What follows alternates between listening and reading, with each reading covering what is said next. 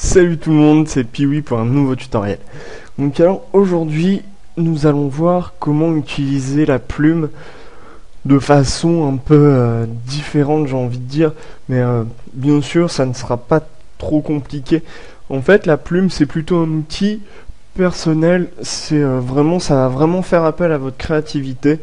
Donc je vais vous enseigner un peu certains outils, enfin certaines spécificités pardon, de la plume, de façon à ce que vous puissiez avoir quand même un certain bagage pour pouvoir utiliser plus facilement la plume. Donc alors, c'est toujours le même principe, vous créez un nouveau fichier. Ce coup-ci, la taille importe vraiment peu. Je vous conseille de vraiment travailler sur quelque chose de grand, de façon à ce que vous puissiez vraiment aller voir le petit détail. Donc moi personnellement j'utilise du 5000 par 5000.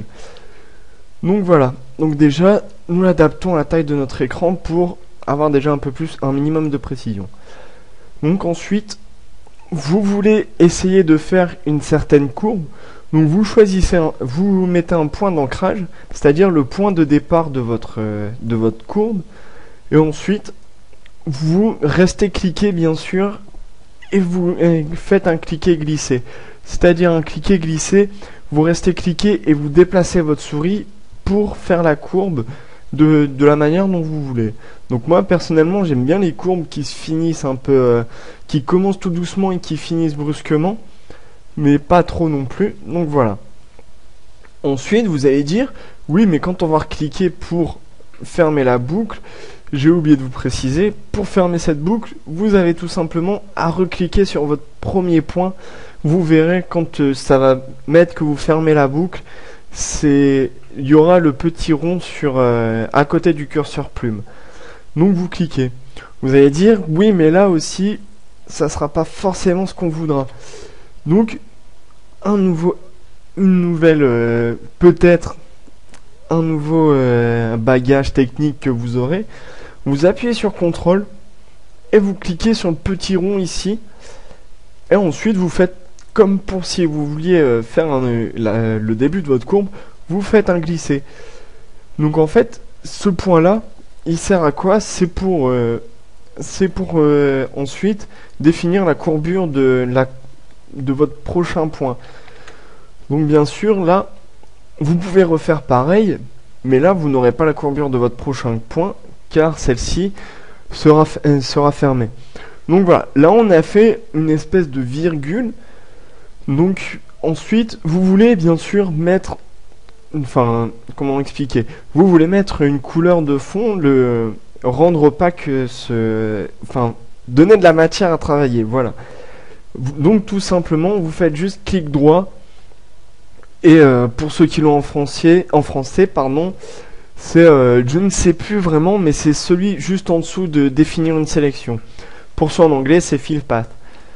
Donc ensuite, vous choisissez la couleur que vous voulez. Donc personnellement, j'utilise du noir quand je fais des formes à la plume, car après, il vous suffit de retravailler tout ça.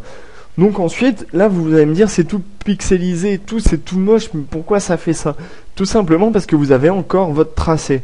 Pour retirer ce tracé, tout simplement vous avez juste à faire entrer. Et là votre tracé disparaît par magie.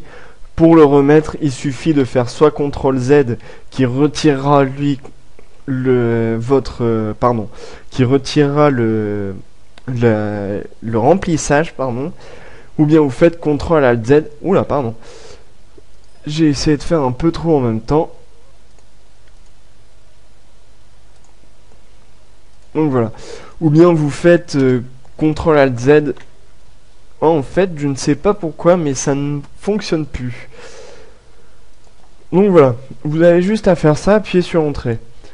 Donc, là, je vais essayer de vous apprendre un peu à faire des effets un peu style gaming. Donc ça s'adresse surtout aux personnes qui veulent proposer des logos à des équipes de jeux vidéo. Je parle de ça car je fais exactement pareil. Donc bien sûr, vous pouvez adapter les formes à la plume à tout style de logo que vous proposerez. Donc ensuite, vous créez un nouveau calque là ça sera plutôt l'effet gaming. Donc vous créez un nouveau calque, vous resélectionnez le premier point, vous allez au dernier point et vous essayez de faire en sorte que ça suive un peu. Bien sûr, vous pouvez faire un peu déborder, il n'y a pas de problème. Je dirais même, il vaut mieux que vous fassiez déborder. Vous allez refaire, pardon, excusez-moi. Vous allez refaire la même démarche que juste avant pour la forme. Vous refaites CTRL et vous ramenez ici au point de départ de façon à pouvoir vraiment définir vous-même la courbure. Donc voilà.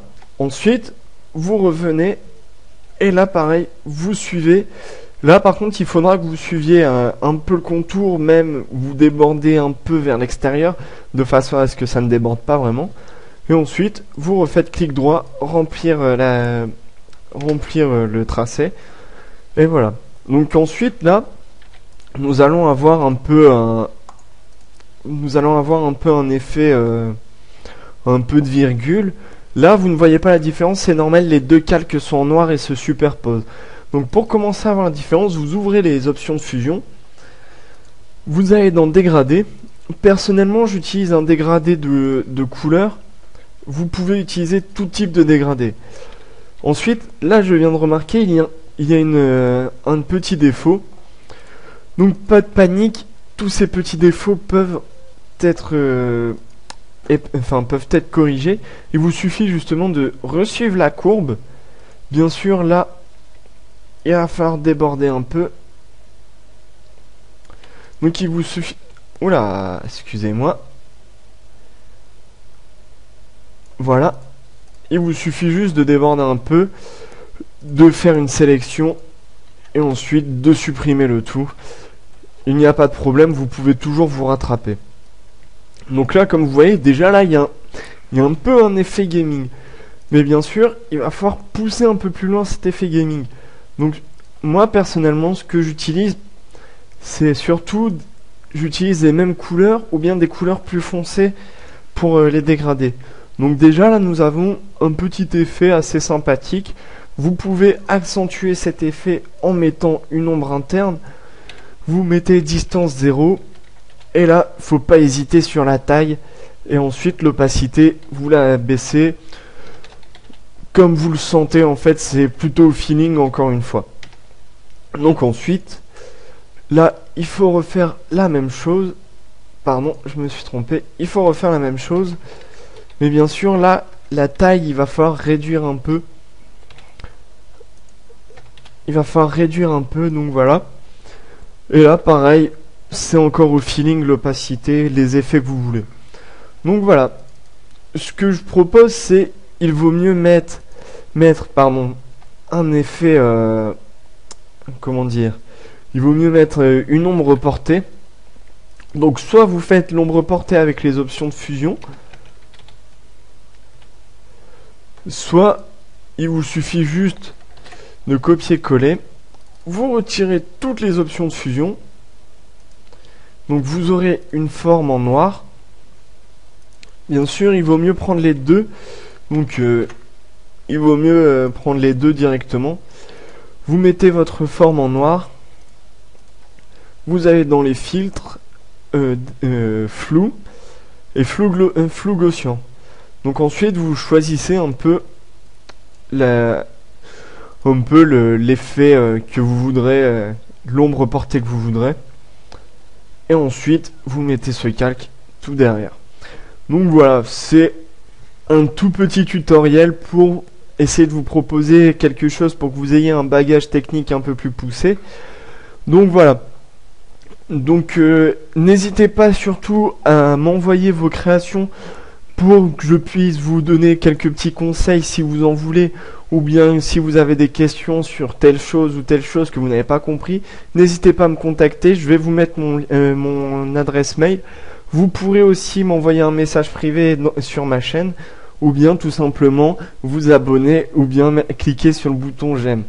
Donc voilà, à la prochaine pour un nouveau tutoriel. Comme d'habitude, je vous remercie de m'avoir suivi. À la prochaine.